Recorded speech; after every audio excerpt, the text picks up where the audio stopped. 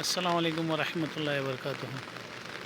बघू शकता मी आता बायपास खारीच्या पुलावर आहे आणि ही आपली बाबामलंगची दर्गा आहे आणि ही आता पाणी आहे पावसाचं. ही नारंगीची नदी आहे आणि ती त्या साईडला जी वाहते ती जगबुडी आहे. जगबुडी पण बघू शकता कच्च्या हिनातलं बोकलते आणि बोंबलते ते आदतमुख थराबाद खेडचं. मी स्वतः पण अडकलेला आहे, म्हणजे पायाने जाऊ शकताय.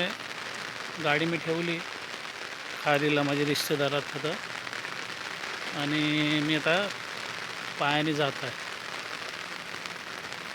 बघा हे हालत काय आहे.